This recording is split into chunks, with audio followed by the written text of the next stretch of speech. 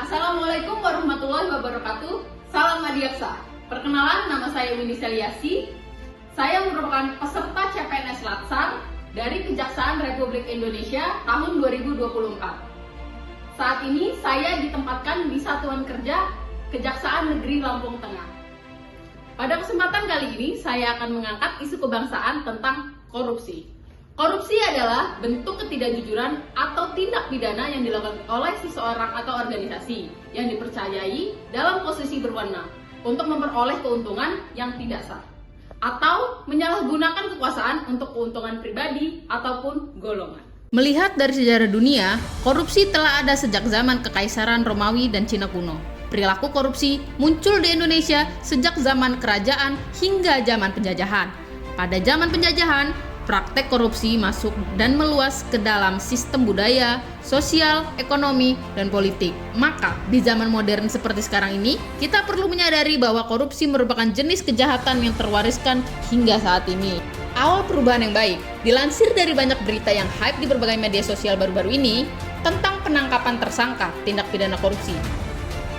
Presiden terpilih yang baru menjabat kurang lebih 1 bulan, yaitu Bapak Prabowo Subianto beserta jajaran penegak hukumnya, telah mengadakan bersih-bersih membongkar sejumlah kasus korupsi yang telah merugikan negara dengan dimulainya penangkapan 3 hakim PN Surabaya karena dugaan suap dalam kasus Ronald Tanur, terbongkarnya uang 1 triliun di rumah pejabat MA, keterlibatan pegawai Kominfo dalam judi online, kasus dugaan TPPU yang melibatkan PT Duta Palma Group, hingga yang terbaru, penangkapan korupsi impor gula penetapan tersangka Tom Lembong saat menjabat sebagai Menteri Perdagangan 2015 sampai 2016, dan masih banyak lagi kasus-kasus yang sedang dalam proses penyelidikan.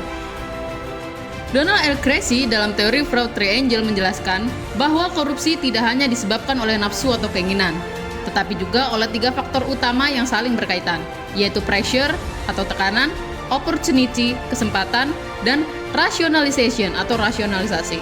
Bentuk tindak korupsi diatur di dalam Undang-Undang Nomor 31 Tahun 1999 tentang pemberantasan tindak pidana korupsi dan Undang-Undang Nomor 20 Tahun 2001 tentang perubahan atas Undang-Undang Nomor 31 Tahun 1999 tentang pemberantasan tindak pidana korupsi. Untuk menyimpulkan apakah suatu perbuatan termasuk korupsi atau tidak, pasal ini harus memenuhi unsur-unsur.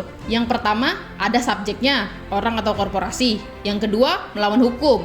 Yang ketiga, memperkaya diri sendiri, orang lain atau suatu korporasi.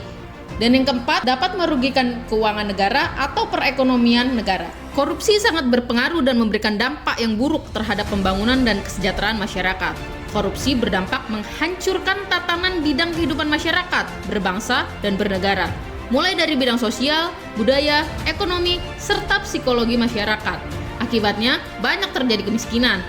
Untuk menjauhi perilaku korupsi sebagai abdi masyarakat, mari bersama-sama budayakan perilaku yang mengedepankan nilai-nilai ASN, salah satunya anti korupsi. Salah satu hal yang mendorong kita melakukan korupsi karena seringnya kita tidak merasa cukup dan bergaya hidup tidak wajar, atau melebihi dari kemampuan kita.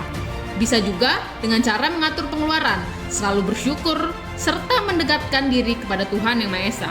Kita harus menjadi contoh di lingkungan sekitar, baik di lingkungan kerja maupun di lingkungan masyarakat.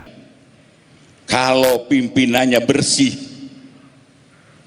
yakinlah anak buah kalian akan takut melakukan perbuatan tercela.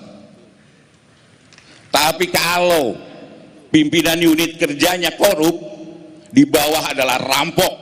Ingat itu.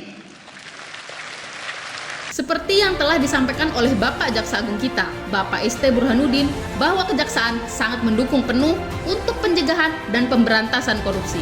Dan semua itu perlu kerjasama antar lapisan masyarakat, sesuai dengan visi misi pemerintahan agar terwujudnya Indonesia maju dengan penegak sistem hukum yang bebas korupsi, bermartabat, dan terpercaya, serta menciptakan pengelolaan pemerintah yang bersih, efektif, dan terpercaya menuju Indonesia Emas 2045.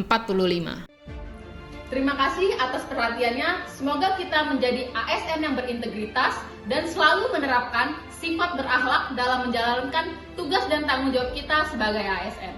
Saya akhiri, wabillahi taufiq wal hidayah. Wassalamualaikum warahmatullahi wabarakatuh. Salam Adiaksa.